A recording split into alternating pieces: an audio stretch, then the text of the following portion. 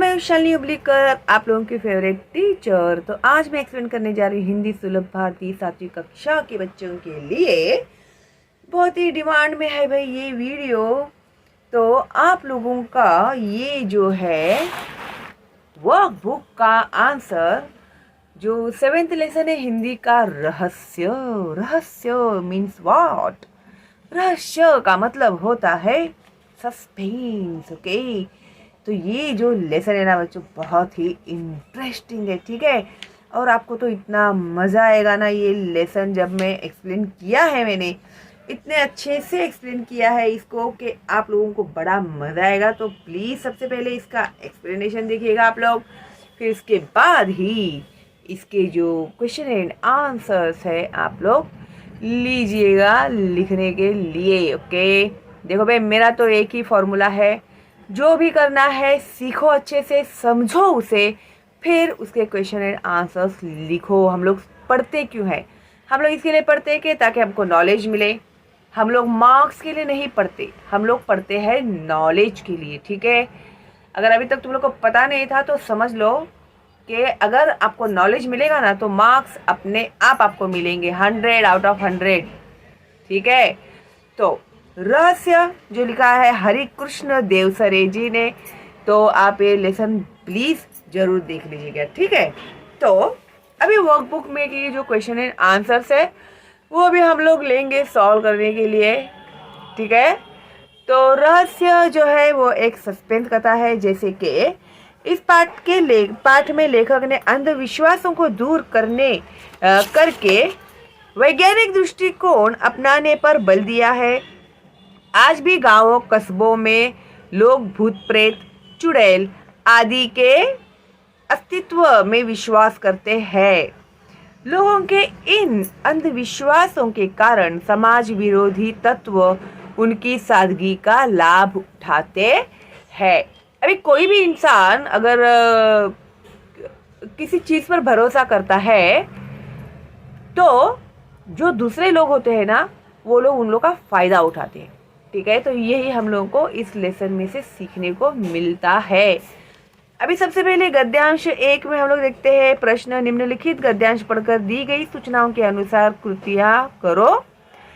गद्यांश क्रमांक 1, अंधेरी रात थी से लेके मामा मामी बहुत खुश थे तक का ये जो पैराग्राफ है टेक्स्ट बुक में आप लोग देखिएगा। अंधेरी रात थी और कहाँ गए भाई ये मामा मामी जो बहुत ही खुश थे? यहाँ पर ही है, यहाँ पर ही है, ये देखो यहाँ पर है। ओके, कहाँ से बीच में से इन लोगों ने रखा है, ये देखो मामा मामी जी बहुत खुश थे। ओके, तो अगला पैराग्राफ है ना, मामा जी ने कैमरे की तारीफ के पुल बांधते हुए कहाँ से स्टार्ट होगा, ठीक है। तो समझ लेना आप लोग, अभी तो मैंने आपको बता दिया है यहाँ पे, ठीक है। तो इसमें से हम लोग को आंसर्स लिखने हैं यहाँ पे। फिर अभी देखो यहाँ पर दिया है हम लोगों को कृति पूर्ण करो। जब आर्यन हवेली की ओर बढ़ रहा था तब, अभी जब आर्यन जो था वो हवेली की ओर बढ़ रहा था तब क्या था? यहाँ पर यह है, देखो, अंधेरी रात थी, चारों तरफ सन्नाटा था, हाथ फैलाए न सूझता था, कभी कभी कुत्तों के भौंकने की आवाज सुनाई पड़ती थी। ओके,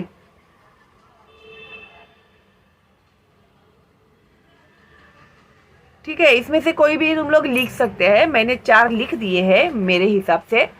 आप लोगों को कोई दूसरा भी लिखना है तो लिख सकते हैं आप लोग, ठीक है। अंधेरी रात थी, चारों तरफ सन्नाटा था, हाथ फैलाए न सूझता था, यानी इतना अंधेरा था कि ऐसे हाथ फैला फैला के चलना पड़ रहा था, इतना घना अंधेरा था। कुत्तों के भौंकने की आवाज सुनाई पड़ती थी। ओके, अभी उसके बाद है निम्नलिखित प्रश्नों के उत्तर एक वाक्य में लिखो। आर्यन छुट्टियां बिताने कहाँ आया था? आर्यन छुट्टियां बिताने मामा के घर आया था। देती हूँ आंसर, पता है मुझे, ठीक है, टेंशन मत लो तुम लोग। कनिष्का कौन थी? कनिष्का मामा की बेटी थी। अभी इसके सवाल नहीं है और मैंने लिखे हैं यहाँ पे। हवेली में पहले कौन रहता था? हवेली में पहले एक, अरे जमींदार, ऐसे नहीं लिखते हैं बच्चों, नहीं बराबर, जमींदार। ओके, मैंने गलत नहीं लिखा, मुझे लगा मैंने ही शायद गलत लिख दिया है। देखो यहाँ पर अब जमींदार का परिवार, हाँ, पहले उसमें एक जमींदार का परिवार रहता था। ठीक है, तो ये है इसका आंसर। ठीक है, ये कहीं नहीं मिलेगा तुम लोग को, सिर्फ शालिनी हुब्लीकर चैनल में मिलेगा। फिर आर्यन किस बात का पता लगाना चाहता था? आर्यन हवेली के रहस्य के बारे में पता लगाना चाहता था। ठीक है, ये कहीं नहीं मिलेगा, सिर्फ शालिनी हुब्लीकर चैनल में मिलेगा आपको। अभी ये 2 सवालों के जवाब मैं देती हूँ आपको। तो ये देखो, मैं भी लिखने में मेरा बहुत समय चला जाता है बच्चों, इसके लिए मैं आपको जो रेडी मटेरियल है वो मैं दिखाती हूँ, जो नहीं है वो मैं लिखती हूँ। ठीक है, तो आर्यन छुट्टियां बिताने कहाँ आया था? आर्यन छुट्टियां बिताने अपने मामा जी के गांव आया था। कनिष्का कौन थी? कनिष्का आर्यन के मामा जी की लड़की थी। ठीक है, फिर उसके आगे के क्वेश्चन एंड आंसर्स मैंने दे दिए हैं, और जो स्वाध्याय है ना टेक्स्ट बुक में का, वो भी मैंने पूरा दिया हुआ है आप लोगों को। ठीक है, अगर आपको चाहिए, आई थिंक कोई ज़रूरत नहीं पड़ेगी, अगर आप लोग ये वर्कबुक भी सॉल्व करोगे तो टेक्स्ट बुक में से ज़्यादा वर्कबुक में ही है क्वेश्चन एंड आंसर्स। ठीक है, हैप्पी, वेरी गुड। अभी देखते हैं वे पीछे। पीछे देखो, यहाँ पर कथन के सामने सही को करेक्ट करो, अथवा गलत है उसको रॉन्ग का चिन्ह लगाओ। आर्यन जानता था कि भूत वूत कुछ नहीं होते, तो सही है। घीसू 6 महीने तक खाट पर पड़ा रहा। अभी तो एक बार चला गया था हवेली में घीसू नाम का कोई, तो वो कितने दिन पड़ा रहा था भाई? 6 महीने तक खाट पर पड़ा रहा था।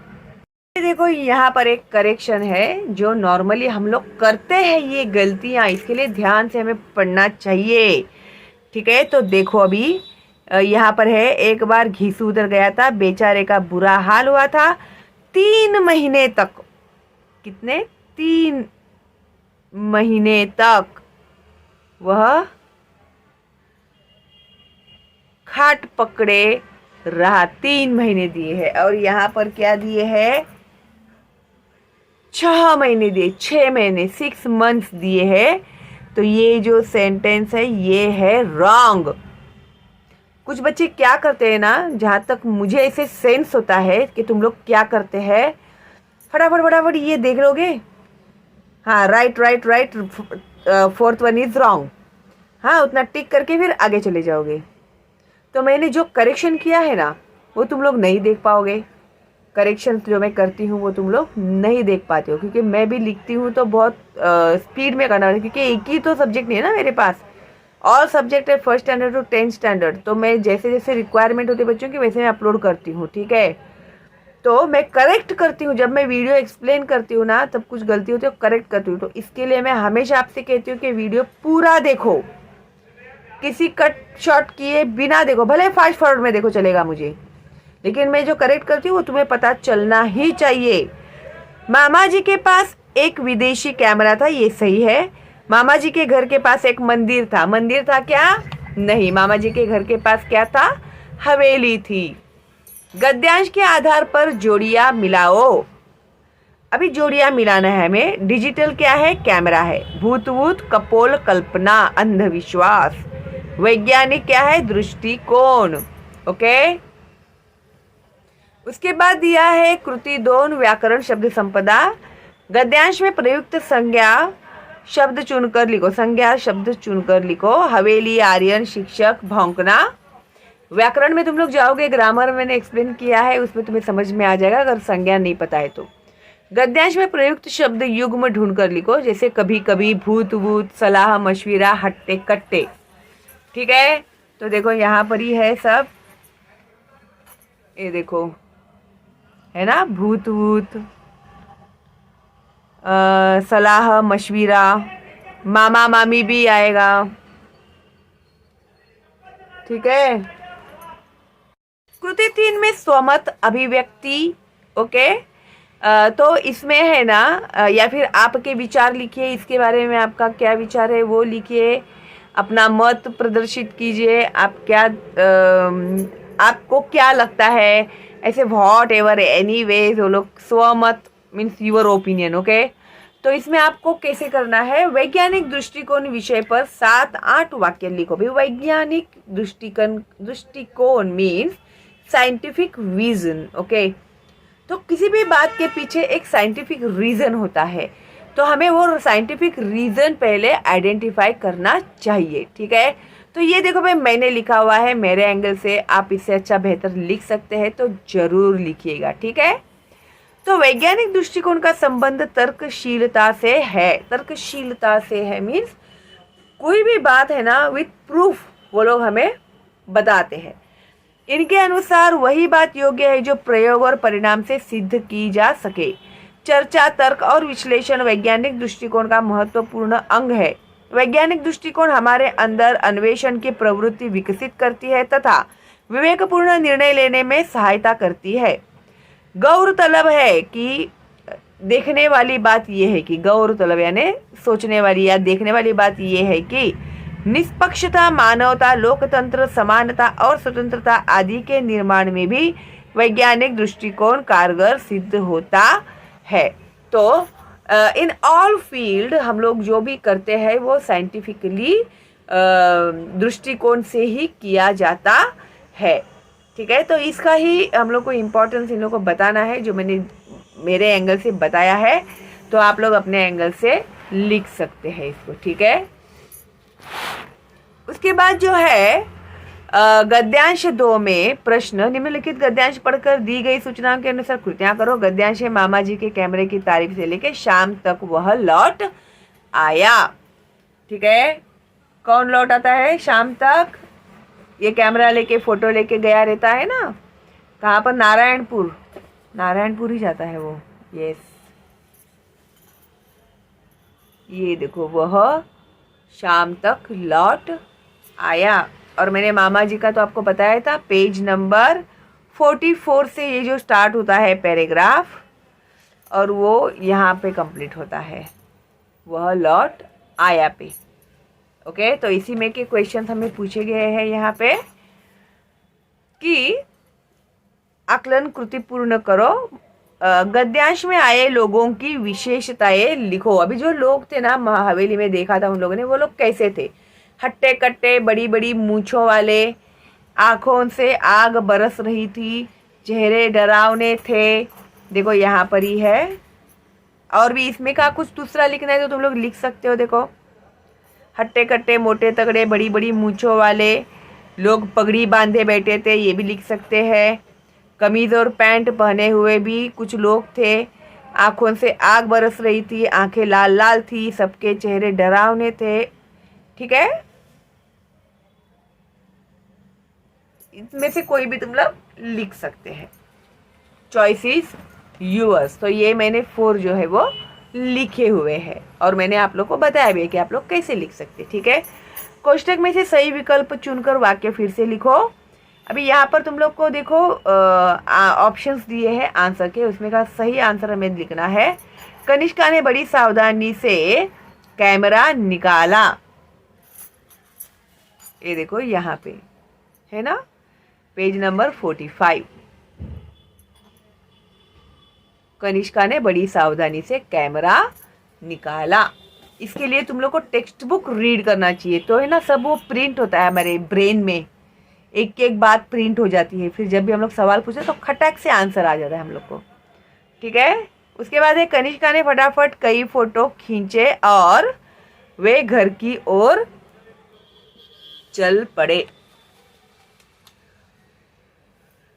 यहीं पे ही होगा वो भी, ये देखो यहाँ पे सेम पेज है, कैमरा निकाला के नीचे ही है। देखो उसने फटाफट कई फोटो खींचे और वे घर की ओर चल पड़े। ओके, कंफर्म आंसर्स दे रही हूँ मैं, उसमें कोई इफ एंड बट नहीं है। ठीक है, अभी गद्यांश के आधार पर जोड़ियां मिलाओ। अ और ब है, आंसर नीचे सेंटर में लिखने हैं हम लोग को। फोटो की दुकान कहाँ पर थी, नारायणपुर में थी। देखो साइकिल उठाई और नारायणपुर की ओर चल पड़ा, वहाँ फोटोग्राफर की दुकान थी। तो कहाँ पर थी? नारायणपुर। उसके बाद है हवेली। हवेली में क्या थी? कह कहों की आवाज। खतरनाक काम, नारायणपुर के बाद यहाँ पे कॉमा नहीं दिया है उन लोगों ने, आपके बुक में भी नहीं होगा तो टेंशन लेने की जरूरत नहीं है। और कह कहों की आवाज ये है। हवेली में से क्या आ रही थी? कह कहों की आवाज। कह कहे मीन्स जोर जोर से हंसना। ओके, वो कैसे विलन लोग कैसे हंसते हैं ना, तो वैसे हंसना जोर जोर से, हा हा हा हा हा। और इससे भी ज़्यादा खतरनाक। ठीक है, तुम लोग को आता है तो हंस के दिखाओ ना जोर से। और हाँ, अभी बराबर है, थोड़ा तो बराबर आया। हाँ, अभी इसके बाद है प्रश्न 4। प्रश्नों के उत्तर एक वाक्य में लिखो। मामा जी ने अपने कैमरे के बारे में क्या बताया? तो इसका आंसर देखो भाई, टेक्स्ट बुक में है यहीं पे। देखो, मामा जी ने कैमरे की तारीफ में फूल बांधते हुए कहा, रात में मामूली मामूली रोशनी में बिना फ्लैश गन के भी यह तस्वीर खींच लेता है। कमाल का लेंस लगा है इसमें। तो ये जो मामा जी ने कहा था, तो इसका आंसर ना हम लोग कैसे लिखेंगे ये भी मैं तुम लोग को बता देती हूँ। ये है यहाँ पे, देखो मामा जी ने बताया कि कैमरे में कमाल का लेंस लगा है, यह रात को मामूली रोशनी में बिना फ्लैश गन के भी तस्वीर खींच लेता है। Okay okay. उसके बाद आगे जो दिया है, आर्यन ने हवेली के अंदर क्या देखा? क्या देखा आर्यन ने हवेली के अंदर? ये देखो, आर्यन ने देखा कि हवेली के अंदर हट्टे कट्टे मोटे तगड़े बड़ी बड़ी मूंछों वाले कई लोग पगड़ी बांधे बैठे थे। अभी इन लोगों ने हम लोग को एक वाक्य में लिखने के लिए कहा है, तो हम लोग एक ही वाक्य में लिखेंगे, उसको ज़्यादा लंबा चौड़ा नहीं करेंगे। ठीक है, क्योंकि इसके लिए एक ही मार्क होगा। और जितना अनवांटेड और अननेसेसरी हम लोग ज़्यादा लिखने को जाते हैं ना, तो गलतियाँ ज़्यादा होती हैं और मार्क्स कटते हैं उसमें। ठीक है, इसके लिए जितना क्वेश्चन उतना ही आंसर हमें लिखने चाहिए। फोटोग्राफर की दुकान कहाँ थी? फोटोग्राफर की दुकान नारायणपुर में थी। अभी ही मैंने दिखाया था आप लोगों को टेक्स्ट बुक में, देखो वहाँ पर क्या थी? फोटोग्राफर की दुकान थी। कहाँ पर? नारायणपुर में। उसके बाद टर्न द पेज। व्याकरण शब्द संपदा कृति 2, गद्यांश में आए अव्यय शब्द चुनकर लिखो और वहाँ इसलिए अब। गद्यांश में आए विदेशी शब्द चुनकर लिखो, foreign language, digital camera, photo, flash gun, lens. उसके बाद है स्वमत। स्वमत अभिव्यक्ति, सफलता और उचित अवसर विषय पर 7-8 वाक्य लिखो। सफलता और उचित अवसर, सक्सेस एंड चांस जो मिलता है ना सक्सेस के लिए, तो कैसे उसे हम लोग कैसे उसे पकड़ते हैं चांस को और सक्सेसफुल बनते हैं लाइफ में। This is the topic of this short essay. Okay, your opinion. तो क्वेश्चन समझना जरूरी है बच्चों। अगर सवाल समझ में आया तो ही जवाब लिख पाओगे, वरना नहीं लिख पाओगे। ओपिनियन कैसे दोगे? क्वेश्चन ही समझ में नहीं आया तो अपना ओपिनियन देने के लिए भी तो समझना चाहिए ना भाई, किस बारे में ओपिनियन देना है। किसी ने पूछा तुम लोगों को चांद तारों के बारे में आपका क्या ओपिनियन है बताओ, और तुम लोग बाग में खिले हुए फूलों के बारे में अपना ओपिनियन दोगे तो चलेगा क्या? नहीं चलेगा ना। अगर तुम लोगों को ऐसे किसी ने बताया तो तुम लोग कितना हंसोगे पेट पकड़ पकड़ के। हाँ, फिर तुम लोगों पर भी तो हंसेंगे लोग, हंसेंगे क्या नहीं। इसके लिए क्वेश्चन समझो। अभी सफलता और उचित अवसर। सफलता एक ऐसी चीज है जिसे हम अपने जीवन के लक्ष्य प्राप्ति के रूप में परिभाषित करते हैं। सफलता, success in every field we want success, है ना। और है ना, हम लोग कुछ भी करने के लिए डेयरिंग नहीं करते कभी भी। क्यों नहीं करते हम लोग डेयरिंग? क्योंकि अनसक्सेस होने का जो डर होता है ना इंसान के, और हमारे मन में ऐसा बैठा रहता है कि अरे मैं कहाँ सक्सेस होऊंगा, मेरे से नहीं होगा शायद, ये मैं अनसक्सेस से होने वाला हूँ। ऐसा ही सोच के ना आप लोग किसी भी फील्ड में जाते हैं, कुछ भी करते तो सबसे पहले नेगेटिव सोचते हैं। हे भगवान, मुझे नहीं होने वाला, ये सब मुझसे नहीं होगा, है ना। तो पहले हम लोग क्या करते हैं? अनसक्सेस प्लान करते हैं। फिर जब टीचर मार मार के पूरा आगे धक्का मारेगी, बोलना ही पड़ेगा तुम्हें, सब ऐसे करेंगे तो कैसे चलेगा। फिर जब फर्स्ट रैंक मिलेगा तो जो ऐसे सीना तान के घूमोगे सब जगह पे, मुझे प्राइज़ मिला, मुझे प्राइज़ मिला, तो वही है कि चांस मिलना चाहिए हमें सक्सेस बनने के लिए। और सक्सेस बनने के लिए प्रॉपरली चांस किस तरह से हमें उठाना चाहिए वो भी उतना ही इम्पोर्टेंट है। और सक्सेस बनने के लिए मेहनत तो बहुत करनी पड़ती है। यहाँ बाबा जी घर पे बैठे बैठे लड्डू नहीं खिलाएंगे तुम लोगों को। तुम लोग चाहे कितना भी आ करके सो, आएगी जैसे जैसे मक्खी आएगी मुंह में, लड्डू नहीं आने वाले हैं, समझे। इसके लिए मेहनत करने के लिए तैयार रहो, सुस्ती को निकाल के फेंक दो। अगर सक्सेस बनना है लाइफ में, जो भी सुस्ती है निकाल के फेंको। बोला ए बे सुस्ती चल फट, बोलने का तेरा मेरे पास कोई काम नहीं है। मुझे सक्सेस होना है, मुझे मेहनत करने दे, मुझे पढ़ने दे, मुझे लिखने दे। शालिनी उबलीकर चैनल में अब मैं हूँ, अब मैं सक्सेसफुल 101% बनूंगा या बनूंगी, ठीक है। हाँ याद रखना ये बात। अभी देखो, हर कोई जीवन में सफलता पाना चाहता है, जैसे कि मैंने अभी कहा, everyone wants to success in their life in any field, okay. हमें अपने सपने साकार करने के लिए कड़ी मेहनत और उचित अवसर पाना चाहिए। अभी आप ही के जो फेवरेट हीरो है ना, शाहरुख खान, उनके बारे में मैं तुम लोग को एक बात बताती हूँ। शायद तुम लोग को पता है क्या नहीं, मुझे नहीं पता, पता हो भी सकता है, भाई इतने बड़े सेलिब्रिटी है। तो वो जब दिल्ली से भाग के आए थे बम्बई में, तभी वो उन्हें खाना नहीं मिलता था, मालूम है तुम लोग को। एक समय में वो वड़ा पाव का दुकान होता था ना, उसके बाजू में वो खड़े होते थे कि जो वड़ा पाव खा रहे हैं, अगर कोई हमको खिला दे फ्री में बिना पैसा दिए वड़ा पाव, तो उतने ही एक पैसा बच जाएगा, तो अगर रात को हम लोग खा सकते हैं। ऐसा है कि मैंने उनका इसमें सुना था। तो इस तरह का लाइफ, हार्ड लाइफ उन्होंने निकाला है। फिर वो स्टूडियोज में जाते रहते थे, घूमते रहते थे, हीरो बनने के लिए आए थे ना। फिर उन्हें है ना सर्कस करके एक टीवी सीरियल मिला था, ठीक है। तुम लोग नेट पे जाके सर्च करना, सर्कस करके एक टीवी सीरियल मिला था। हम लोग छोटे छोटे थे, हम लोग देखते थे वो सर्कस। बहुत ही अच्छा सीरियल बनाया था, और तभी तो बहुत ही लिमिटेड होता था, चैनल बहुत लिमिटेड होते थे। शाम को 6 बजे टीवी चालू होती थी, 10 बजे टीवी बंद हो जाता था। फुल टाइम तुम लोग को देखने को नहीं, अभी कैसे 24 आवर एनी टाइम इतने सारे चैनल, वो सब बिल्कुल नहीं था तभी। तभी क्या था, 6 बजे से लेके 10 बजे तक की टीवी चालू रहता था, ठीक है। तभी वो सीरियल आते थे। तो सर्कस करके एक सीरियल था, फिर उसके बाद सैनिक करके भी एक सीरियल आया था। तो ऐसे उन्होंने धीरे धीरे काम किया। सर्कस सीरियल से वो बहुत अच्छे, यानी उनका एक्टिंग बहुत अच्छा लगा था बहुत लोगों को। उसके बाद उनको छोटे छोटे रोल ऑफर आने लगे। फिर उनका जो सक्सेस स्टार्ट कहाँ से हुआ मालूम है, बाजीगर मूवी आया ना, तब तक बहुत हार्ड स्ट्रगल किया उन्होंने, बहुत हार्ड लाइफ निकाला उन्होंने। फिर जब बाजीगर न्यूज़पेपर, मैंने ऐसे भी सुना है कि वो न्यूज़पेपर बिछा के स्टेशन पे सोते थे, रोड पे सोते थे, दुकान के बाहर सोते थे।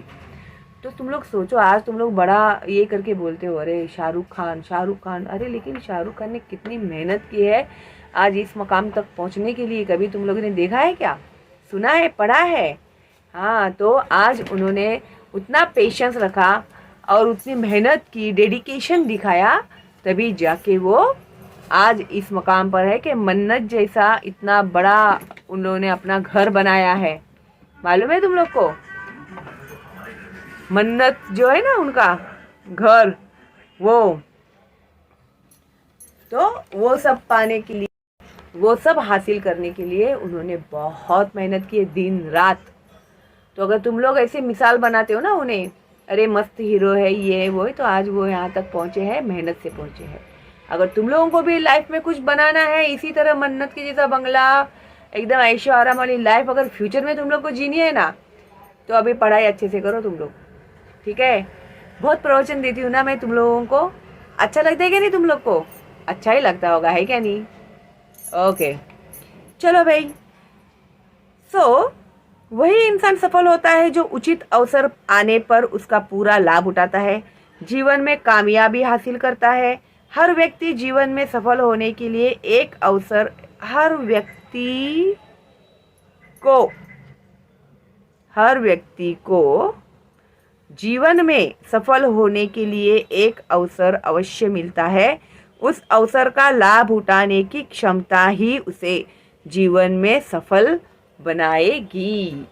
ओके, तो ये जितने भी बड़ी बड़ी पर्सनालिटीज़ है, बिग बिग पर्सनालिटीज़ है, टाटा जो है, टाटा, बिरला, आज हम लोग इन लोग के नाम लेते हैं, अंबानी, ये लोग सब बहुत गरीब फैमिली से वो ऊपर तक उठे हैं। ठीक है, टाटा जो थे, रतन टाटा, उनके जमशेद जी टाटा जो थे, वो भी अनाथ थे। एक साइकिल के दुकान में वो काम करते थे, छोटे थे तभी ही। फिर वो साइकिल की दुकान में काम करते करते फिर उन्होंने सीखा, फिर वो आगे बढ़े, फिर उन्होंने खुद का साइकिल का दुकान चालू किया, रिपेयरिंग का। फिर ऐसे करते करते आज देखो भाई कहाँ से कहाँ तक है टाटा कंपनीज, सारी देश में फैली हुई, सारी दुनिया में फैली हुई है। ठीक है, तो बहुत मेहनत करनी पड़ती है सफलता पाने के लिए। ये इसमें से अभी जो जो भी मैंने बोला है ना, वो भी लिख सकते हैं तुम लोग पॉइंट्स उसमें। गद्यांश क्रमांक 3, प्रश्न निम्नलिखित गद्यांश पढ़कर दी गई सूचनाओं के अनुसार कृतियां करो। गद्यांश क्रमांक 3, पाठ्यपुस्तक 45-46, कनिष्का ने अपने पिताजी से लेके सम्मानित किया जाने वाला है। तो ये यहाँ पे कनिष्का ने अपने पिताजी से कहा, यह है पेज नंबर 45। उसके बाद है पेज नंबर 46, वीरता पुरस्कार से सम्मानित किया जाने वाला है। ओके, तो अभी यहाँ पे देखो, मामा जी भूतों के बारे में यह कहते थे, भूतों के पैर उल्टे होते हैं। ये तो तुम लोगों ने भी सुना होगा, है ना, सारे दोस्तों को भी सुना दिया होगा। पता है, तुम लोग कभी भी रात को बाहर जाए, कोई दिखे तो देख लेना उसके पैर उल्टे के सीधे। भूत होते हैं ना, तो उनके पैर ना उल्टे, और बेचारा कोई ऐसे इंसान होगा बैड लक, उसे कोई डिफेक्ट होगा उसके पैरों में, तो तुम लोग तो भूत समझ के दुम दबा के भागोगे वहाँ से, है ना। तो ऐसा कुछ नहीं होता, भूत भूत कुछ नहीं होता, ये सब मन का वहम है तुम लोग के, तो निकाल दो। अगर तुम लोग मानते हो ना पावर ऑफ गॉड, मानते हो क्या नहीं, बस तो सब जगह पे भगवान ही भगवान है। तुम लोग अगर भगवान को बुलाओगे तो भगवान आएगा, अगर भूतों को बुलाओगे तुम लोग तो सब दिमागी भूत आएंगे तुम लोग के पास। इसके लिए कभी भी अपने भगवान को, गॉड को, अल्लाह को ही याद करना चाहिए तुम्हें। नेगेटिव एनर्जी जो है, ये भूत बीत जो होते हैं वो नेगेटिव एनर्जी है, उसे कभी भी नहीं बुलाना चाहिए। ठीक है, अच्छे को ही, पॉजिटिविटी को ही दावत देनी चाहिए हमें, पॉजिटिविटी को ही बुलाना चाहिए हमें। ठीक है, उनकी छाया नहीं होती, शेडो नहीं होता उनका। ठीक है, और उनके फोटो नहीं ले सकते। अभी ये मामा जी ने इन लोगों से कहा था, आर्यन से और कनिष्का से। तो देखो यहीं पे है, आप कहते थे कि भूतों के पैर उल्टे होते हैं, उनकी छाया नहीं होती, उनकी फ़ोटो नहीं ले सकते, लेकिन कल रात हम भूतों के डेरे पर गए थे, वहाँ उनके फ़ोटो भी लिए हैं हम लोगों ने। ठीक है, तो बहुत से लोग क्या करते हैं ना, डरा के अपना काम निकालने के लिए कहीं कहीं पे बदनामी कर देते हैं हर किसी जगह की, और ऐसे बोलते हैं कि वहाँ पर भूत है, कोई जाना मत, और उनका ही पूरा प्लान होता है वो। 2 दिए गए पर्यायों में से सही उत्तर चुनकर लिखो। 1, यदि लोगों का आना जाना रहता तो ये अपना क्रियाकलाप कैसे चलाते।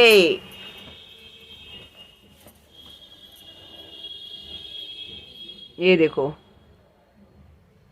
यदि लोगों का आना जाना रहता तो ये लोग वहाँ अपना क्रियाकलाप कैसे चलाते, प्लानिंग प्लॉटिंग करते हैं ना। इन डाकुओं के गिरोह ने कई वर्षों से बहुत उत्पात मचा रखा था।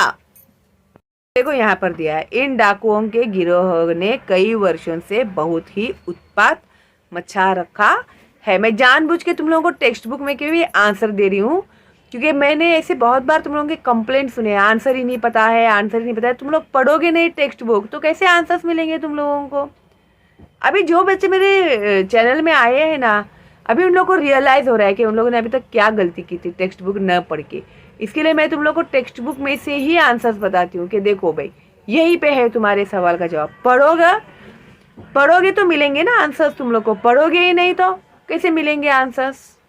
ओके, अभी उसके बाद है 3, नीचे लिखे वाक्य किसने किससे कहे हैं।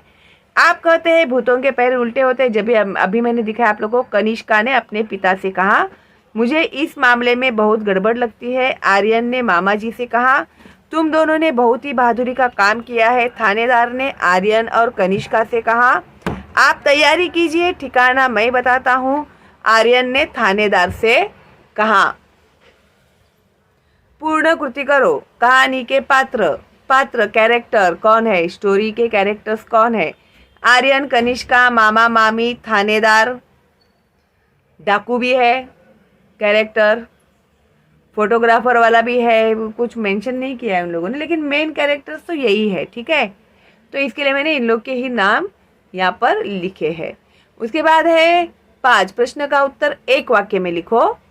आर्यन ने फोटो दिखाते हुए मामा जी से क्या कहा? आर्यन ने फोटो दिखाते हुए मामा जी से कहा कि आप मेरे साथ थाने चलेंगे, मुझे इस मामले में बहुत गड़बड़ लगती है, ठीक है। अभी मैंने दिखाया था टेक्स्ट बुक में आपको। कनिष्का और आर्यन को वीरता पुरस्कार घोषित होने का कारण बताओ। क्यों उन्हें वीरता पुरस्कार देने की घोषणा की गई थी? तो इसका आंसर मैं देती हूँ आप लोग को, कोई टेंशन मत लो। तो देखो, कनिष्का और आर्यन ने सलाह की और मामा जी का कैमरा लेकर हवेली की ओर गए। कनिष्का और आर्यन ने सलाह की और मामा जी का कैमरा लेकर हवेली की ओर गए। वहाँ उन्होंने हवेली में मौजूद बदमाशों के अनेक फोटो खींच लिए। सलाह मशवरा किया होता है उसका मतलब, हाँ ये जो है उसका। बदमाशों के अनेक फ़ोटो खींच लिए। अगले दिन आर्यन साइकिल लेकर पास के कस्बे नारायणपुर गया और वहां उसने वो एक फोटोग्राफर की दुकान में सभी फ़ोटो तैयार करा लिए।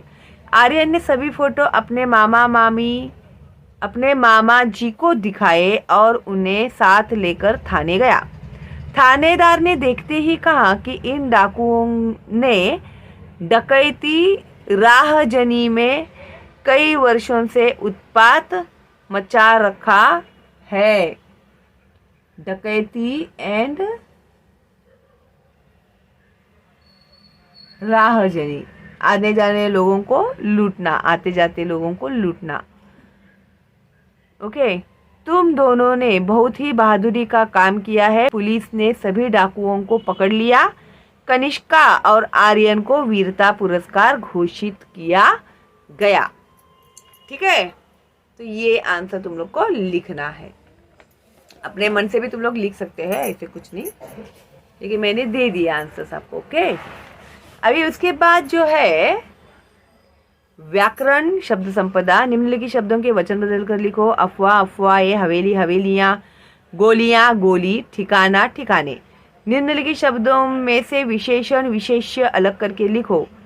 खतरनाक काम, अभी ये है ना, हाँ मैंने ऐसे लिखा है विशेषण। खतरनाक, राष्ट्रपति कार्यालय, राष्ट्रपति, गणतंत्र दिवस, गणतंत्र, वीरता पुरस्कार, वीरता। विशेष्य काम, कार्यालय दिवस, पुरस्कार, ओके। उसके बाद अगेन यहाँ पर हमें स्वमत दिया गया है कि सूझबूझ से किसी भी समस्या का हल निकाला जा सकता है। विषय पर 7-8 वाक्य लिखो।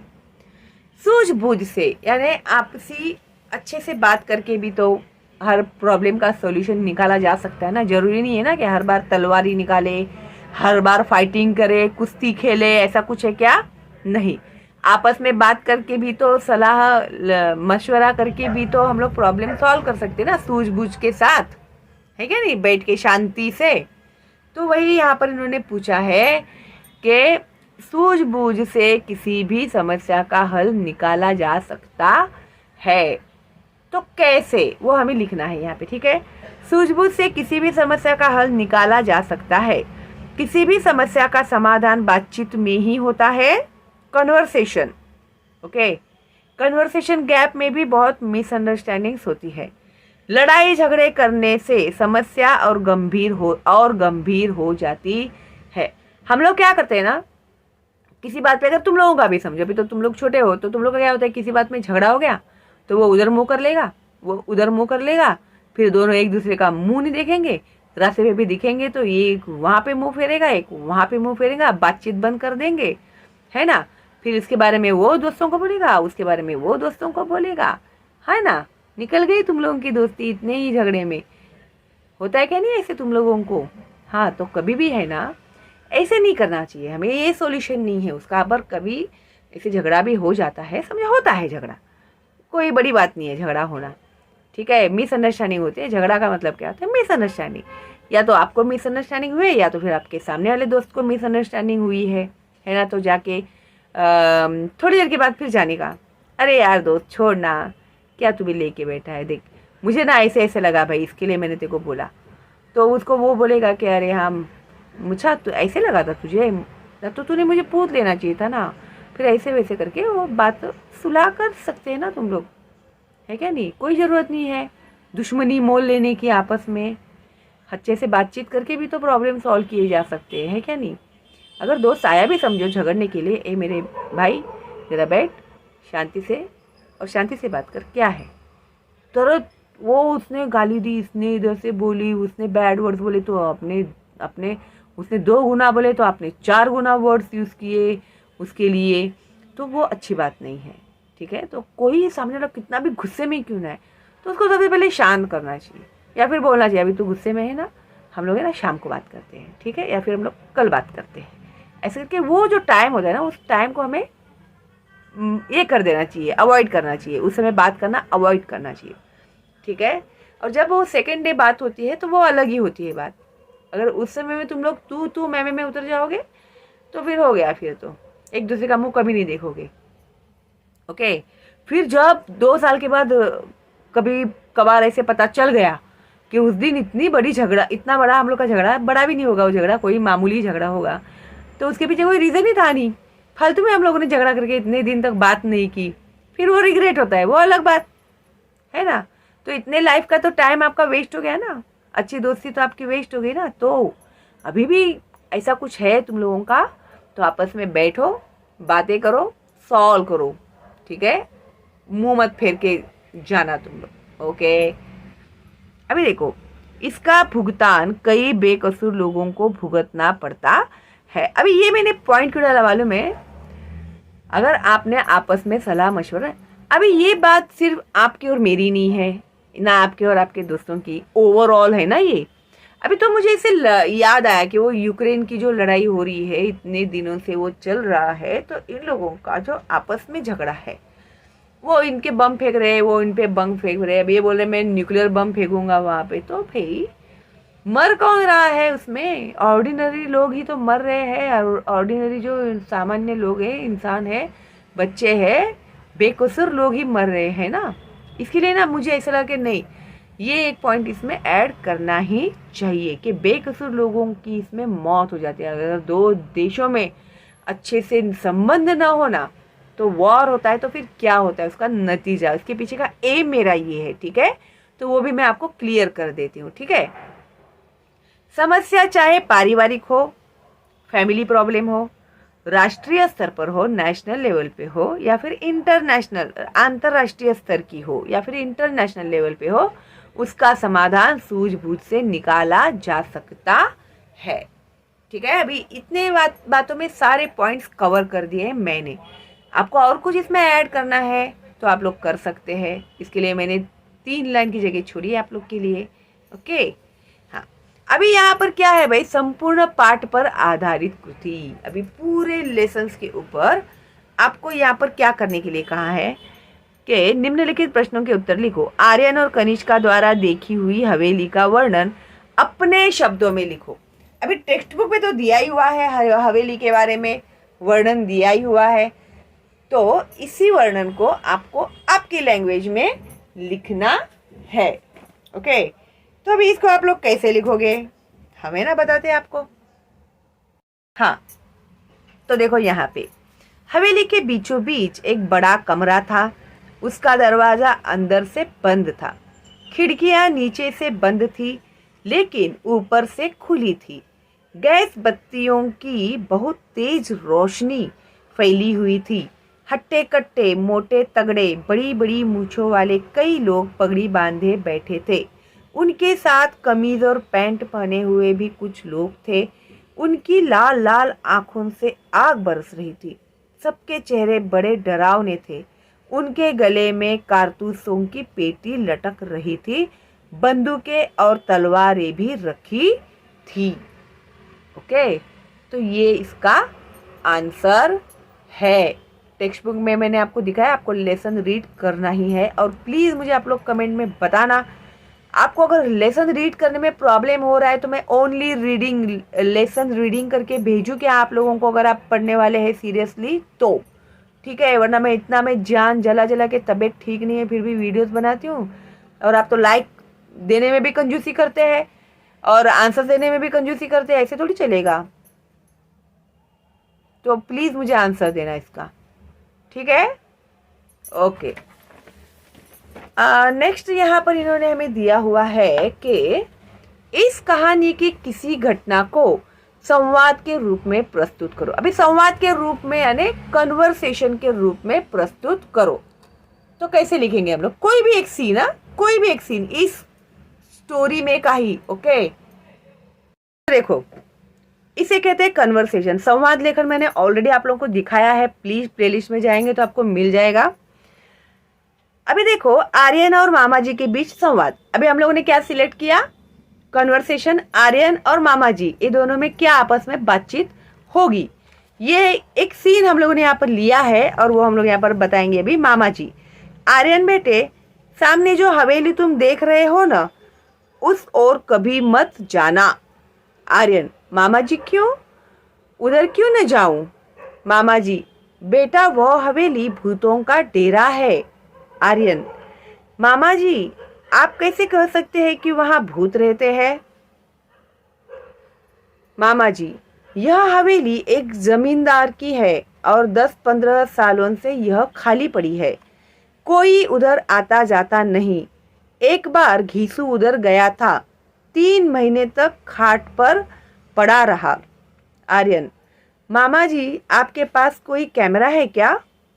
मामा जी, है आर्यन, मेरे पास एक अच्छा विदेशी डिजिटल कैमरा है। आर्यन, मामा जी क्या आप मुझे वह कैमरा दे सकते हैं? मामा जी, क्यों नहीं बेटा, जरूर लो। आर्यन कैमरा लेकर रात के समय मामा जी की बेटी कनिष्का के साथ हवेली जाता है और दोनों अंदर से कई फोटो खींच लेते हैं। अगले दिन फोटो बनवाकर मामा जी को दिखाते हैं आर्यन। मामा जी देखिए, ये है हवेली में रहने वाले भूत। लोगों को डराने के लिए इन लोगों ने भूत की अफवाह फैलाई है। अब आप मेरे साथ थाने चलिए। दोनों थाने जाते हैं। थानेदार हवेली पर छापा मारकर डाकुओं को पकड़ लेता है। तो दिस कंप्लीट कॉन्वर्सेशन हम लोगों ने लिखा अभी, ठीक है। समझ गए ना तुम लोग कैसे संवाद लेखन करते हैं। नेक्स्ट जो है मुक्तोत्तरी प्रश्न, you are free to write. बताओ तो सही, अंधश्रद्धा निर्मूलन संबंधी स्वयं किए हुए कार्य बताओ। तुम लोगों ने ये जो अंधश्रद्धा है ना, जो अंधविश्वास बोलते हैं उसको, अंधश्रद्धा यानी सुपरस्टिशियस थॉट्स जो रखते हैं ना लोग, डरना, भूत प्रेत है उधर मत जाओ, बिल्ली ने रास्ता काट लिया, अरे काम नहीं होगा, ये जो सब है वो सुपरस्टिशियस थॉट्स है जो लोग मानते हैं उसको। तो ये इसको रोकने के लिए अंधश्रद्धा निर्मूलन यानी ये जो भ्रम है ना लोगों को, तो उसको दूर करने के लिए तुम लोगों ने क्या किया है, ठीक है। तो इसके लिए घर में ये जो इसका आंसर है ना, ये मैंने पूरा लिख के दिया हुआ है। अगर आप लोग टेक्स्ट बुक में भी है ये वाला, तो आप लोगों ने देखा होगा ना, मेरा टेक्स्ट बुक में की जो क्वेश्चन एंड आंसर्स है वो मैंने दिए हैं ना, उसमें ये मैंने अपने मन से लिखा है पूरा, ठीक है। अभी मैं आपको रेडीमेड ही दे रही हूँ, लेकिन आपको चाहिए तो आप वो वाला भी लिख सकते हैं जो मैंने अपलोड किया हुआ है।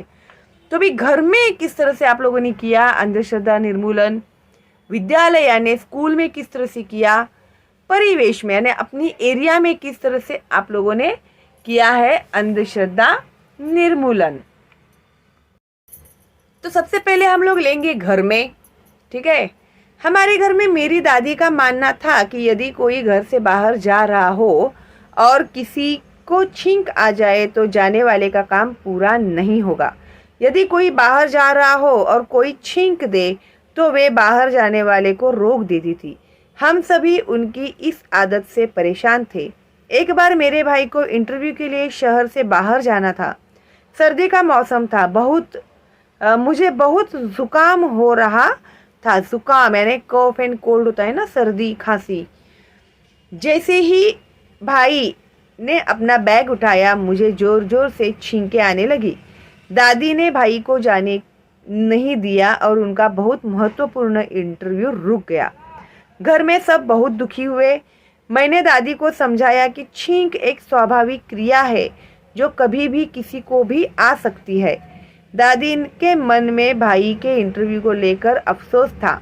उन्होंने मेरी बात समझी और अपनी इस आदत को छोड़ दिया। तो दादी की इस आदत की वजह से भाई का इंटरव्यू में जाना कैंसिल हो गया, नहीं जा पाया और उसकी अच्छी जो नौकरी थी वो हाथ से निकल गई। तो ये हो गया घर में। अभी विद्यालय में, आपके स्कूल में, मेरी सहेली भगवान में मंदिर जाने में बहुत श्रद्धा रखती थी। यहाँ तक कि परीक्षा के दिनों में भी पढ़ाई को अधिक समय देने के स्थान पर पूजा पाठ में अधिक समय बिताने लगती थी। तुम लोग भी तो ऐसा ही करते हैं ना, एग्जाम आता है तो भगवान के प्रति भक्ति बहुत बढ़ जाती है तुम लोगों की, है ना। मंदिर में जाओगे, हे भगवान मुझे फर्स्ट क्लास दिला दे, मैं तुझे 1 किलो पेड़े चढ़ाऊँगा, आधा किलो पेड़े चढ़ाऊँगा, मैं हर शनिवार तेरे दर्शन के लिए आऊँगा। मेहनत छोड़ के मैं सब करने के लिए तैयार हूँ, है क्या नहीं। पढ़ाई छोड़ के मैं सब करने के लिए तैयार हूँ। भगवान को रिश्वत देते हैं। तो ये भी ऐसी ही थी बंदी। तो पूजा पाठ में ज़्यादा समय बिताती थी। उसका विश्वास था कि पूजा से प्रसन्न होकर भगवान उसे और अच्छे अंक दिलवाएंगे। अरे वाह, ये तो तुम्हारी स्टोरी लगती है मुझे तो उसे भी ऐसे लगता था कि भाई मैं जितना ज़्यादा पूजा करूँगी उतने अच्छे मार्क्स मिलेंगे मुझे, ठीक है। एक दिन मैंने उसे समझाया कि भगवान में श्रद्धा रखना अच्छी बात है, जैसे मैं बोलती हूँ तुम लोग को, परंतु पढ़ाई के स्थान पर पूजा पाठ में लगे रहने से अंक नहीं आएंगे। माला जपते बैठो तुम लोग, मार्क्स नहीं मिलने वाले तुम लोगों को। कुछ भी हो जाए उसके लिए तुम्हें पढ़ना ही चाहिए। यह अंधश्रद्धा है। ईश्वर भी उन्हीं को सहायता करता है जो स्वयं परिश्रम करते हैं। भगवान भी उन्हीं की हेल्प करता है जो मेहनत करते हैं। तुम बिना मेहनत किए अगर बोलोगे कि बाबा जी मुझे लड्डू दो, मुझे मार्क्स दो, तो नहीं मिलेंगे तुमको, ठीक है। उसे मेरी बात समझ में आई और उसने पढ़ाई पर ध्यान देना शुरू कर दिया। बहुत सारे बच्चे ना इतने होशियार रहते मालूम है, सिर्फ सुस्ती की वजह से वो लोग पढ़ते नहीं है। अगर आप उन्हीं में से एक हो तो प्लीज़ वो सुस्ती को निकाल के फेंको प्लीज़। परिवेश में, अभी अपने सोसाइटी में, हमारी सोसाइटी में हर सुबह साधु के वेश में एक व्यक्ति आता था और चारों ओर घूमकर घंटी बजाता था। ओके। फिर सबसे धर्म के नाम पर पैसा मांगता था और कोई 10 रुपये तो कोई 20 रुपये उसे देता था। मुझे वह व्यक्ति कभी अच्छा नहीं लगा। मेरे रोकने पर भी पिताजी भी उसे कुछ न कुछ अवश्य देते थे। वो कभी कभी आते ना पंडित महाराज वगैरह लोग, तो वैसा ही उनके सोसाइटी में भी जाता था, तो सब लोग उसको पैसे देते थे। मैंने एक दिन उसे नगर के बाहर शराब की दुकान पर देखा। घर आकर मैंने अपने पिताजी और पड़ोसियों को उसके बारे में बताया।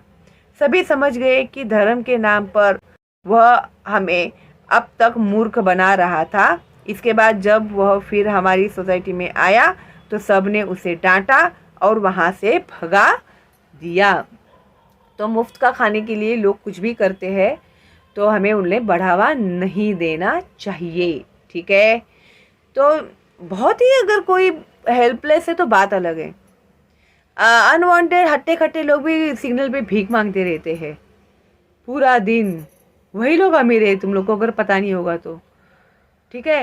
मैं और मेरी भाभी एक बार वो बांद्रा से जा रहे थे टैक्सी में, और जोगेश्वरी में एक लेडी आई, ऐसे कांच के सामने खड़ी होके रो रही है जोर जोर से। मेरी ट्रू स्टोरी है भाई, ये आपको भी शायद मिली होगी तो पता नहीं।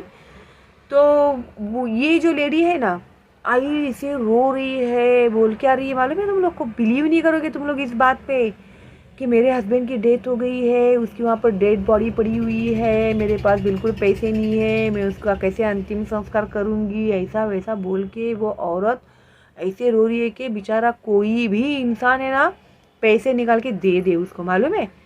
और मेरी भाभी का तो रूट था हमेशा का, मैं तो पहली बार उनके साथ गई थी तभी, और वो देख के मेरे भी ऐसे दिल में एकदम भर आया मेरा भी, बोले अरे बेचारी कैसी हालत हो गई है इसकी करके।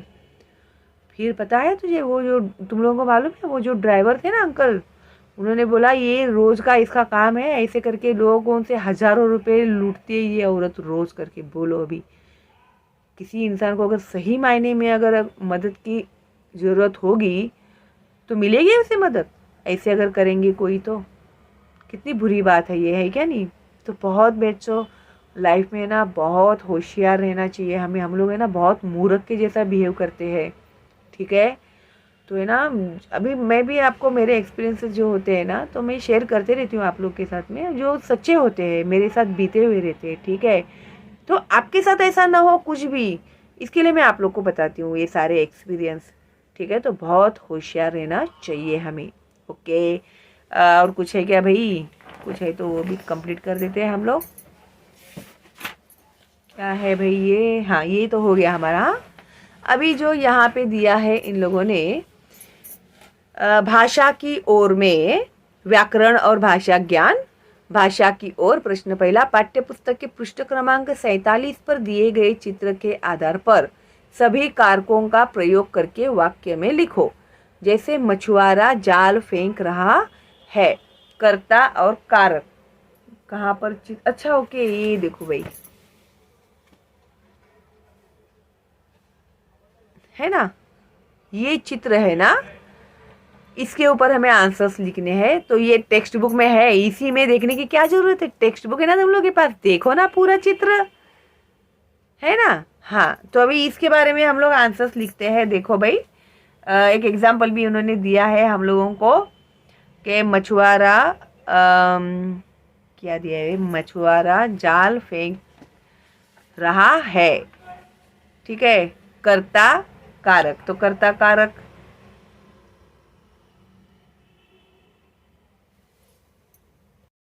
तो देखो मछुआरा जाल फेंक रहा है, कर्ता कारक। कर्ता कौन है? मछुआरा। क्या कर रहा है? जाल फेंकने की क्रिया कर रहा है। एक स्त्री नारियल इकट्ठा कर रही है, कर्म कारक। वो क्या कर रही है? कर्म कर रही है। नाविक चप्पू से नाव चला रहा है, करण कारक, क्रिया चालू है। एक लड़का पेड़ से नारियल तोड़ रहा है, अपादान कारक। 5 लड़की मछलियों के लिए दाना डाल रही है, संप्रदान कारक। एक व्यक्ति पेड़ पर चढ़ रहा है, अधिकरण कारक। स्त्री टोकरी में नारियल रख रही है, अधिकरण कारक। लड़का अपनी माँ को नारियल दे रहा है, संबंध कारक। उसके बाद आगे इन्होंने हमें दिया हुआ है कहानी से वर्तमान काल का कोई वाक्य चुनो और उसे भूतकाल और भविष्य काल में परिवर्तित करके लिखो। अभी ये जो कहानी है ना भाई, उसको हमें वर्तमान काल, भूतकाल और भविष्य काल में उन लोगों ने लिखने के लिए कहा है, ठीक है। तो शॉर्ट एंड स्वीट 3-3 लाइनें हम लोगों को लिखने के लिए दिए हैं उन्होंने। तो हम लोग कैसे लिखेंगे? कहानी सेम है, सिर्फ उसको हम लोग को वर्तमान काल मीन्स प्रेजेंट टेंस में लिखना है, भूतकाल यानी पास्ट टेंस में लिखना है, भविष्य काल फ्यूचर टेंस में लिखना है, ठीक है। सबसे पहले है वर्तमान काल 1, यह एक समृद्ध गांव है, इन प्रेजेंट, वर्तमान मीन्स प्रेजेंट में। वह कैमरा बिना फ्लैश गन के भी तस्वीर खींच लेता है, तो क्या भूत इंसानों जैसे होते हैं? ये सब है प्रेजेंट टेंस, ठीक है। यही 3 वाक्य में हम लोग पास्ट टेंस में कैसे लिखेंगे? यह एक समृद्ध गांव था, ओके, हिस्ट्री हो गया है ये। वह कैमरा बिना फ्लैश गन के भी तस्वीर खींच लेता था, तो क्या भूत इंसानों जैसे होते थे? Got it. अभी इसी वाक्य को हम लोग भविष्य काल में लिखेंगे, फ्यूचर टेंस में। यह एक समृद्ध गांव होगा, इट विल बी। ओके, वह कैमरा बिना फ्लैश गन के भी तस्वीर खींच लेगा। देन, तो क्या भूत इंसानों जैसे होंगे? Okay, it this sentence is in future tense. Okay, same story हम लोगों ने किस में लिखी? वर्तमान काल में मीन्स प्रेजेंट टेंस, भूतकाल में यानी पास्ट टेंस, एंड भविष्य काल मीन्स फ्यूचर टेंस में लिखी। ओके, उसके बाद अरे इन लोगों का तो खत्म ही नहीं हो रहा है भाई, क्या मेरे बच्चे बेचारे कितना लिखेंगे, ऐसे थोड़ी करता है कोई। ठीक है, मैं हूँ बच्चों, तुम लोग कोई टेंशन मत लो, ठीक है। अभी आगे ना तुम लोग मेरे चैनल पे, मैं पूरा सपोर्ट करूँगी तुम लोग को। ओके, अभी देखो प्रश्न तीसरा, निम्नलिखित मुहावरों को वाक्यों में प्रयोग करो। कमर कसना, कमर कसना यानी रेडी रहना हर बात के लिए। तारीफ के पुल बांधना, बहुत ज़्यादा तारीफ करना, ओवर तारीफ करना। आंखें खुली की खुली रह जाना, बहुत सरप्राइज होना। ओके, तो ये हम लोग कैसे लिखेंगे भाई?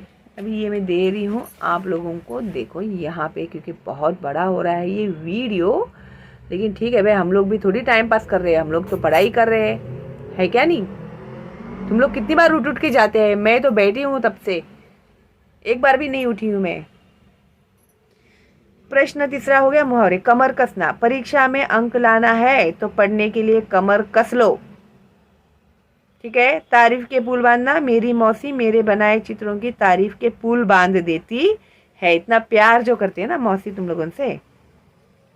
आंखें खुली की खुली रहना, 7 वर्ष की वारिजा को गाड़ी चलाते देखकर सबकी आंखें खुली की खुली रह जाती है। खून पसीना एक करना, चाचा जी ने नए व्यापार को जमाने में खून पसीना एक कर दिया। हथियार डालना, सरेंडर करना। ठीक है। चीनी सैनिकों ने भारतीय सेना के सामने हथियार डाल दिए। ठीक है। तो अभी आपको मीनिंग पता चल गया, तो आप अपने मर्जी से भी वाक्य बना सकते हैं। ओके, है कि भाई? और कुछ है बाकी, वो भी कर लो पूरा। देखते हैं हम लोग। हथियार डालना हो गया, सब हो गया। हाँ है, बाकी है बच्चों। ओके, हाँ। तो भी यहाँ पर ये आता ही है तुम लोग को एग्जाम में। ठीक है। कि प्रश्न चौथा, निम्नलिखित गद्यांश का हिंदी में अनुवाद कीजिए। अनुवाद का मतलब होता है ट्रांसलेट कीजिएगा। ठीक है।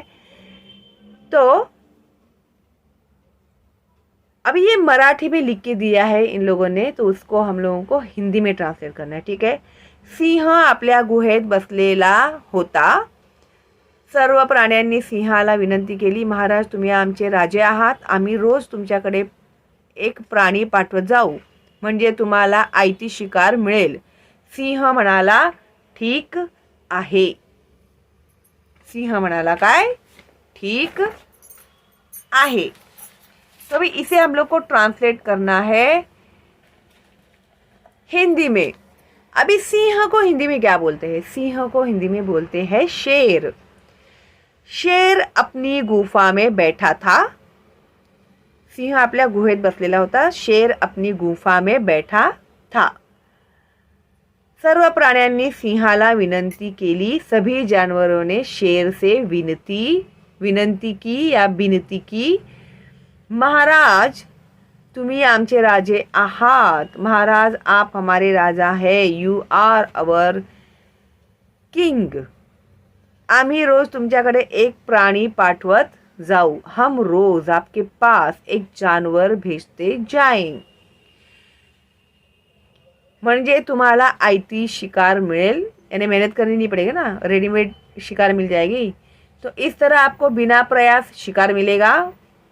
सिंह म्हणाला ठीक है, शेर ने कहा ठीक है. तो इसे कैसे लिखोगे तुम लोग? तो ये देखो यहाँ पे. ठीक है.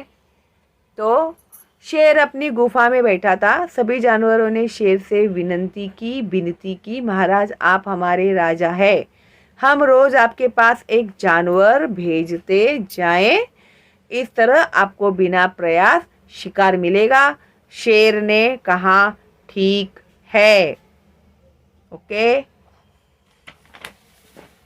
तो अभी आगे जो दिया है मौखिक कसौटी, तो ये सब ओरल होने वाला है। मामा जी ने हवेली के बारे में क्या बताया था, वहाँ पे मत जाओ भूत है, ये वही जो मैंने ऑलरेडी एक्सप्लेन कर दिया है। कक्षा में विज्ञान की शिक्षक ने क्या समझाया था, क्या समझाया था, लेसन का एक्सप्लेनेशन देखा है तुम लोगों ने तो तुम्हें आंसर आ गया होगा। ठीक है, और लेसन ज़रूर एक्सप्लेनेशन देखना लेसन का, और एक बार लेसन ईमानदारी से रीड करना। मैं हर बार पूछती हूँ तुम लोगों को कि रीडिंग करके दूँ क्या मैं, तो इसका आंसर मुझे कोई नहीं देते हैं, तो मैं आज आखिरी बार पूछ रही हूँ कि तुम लोग को रीड करके चाहिए कि नहीं चाहिए। ठीक है, एक भी मुझे कमेंट आएगा ना यस, तो मैं अपलोड कर दूँगी।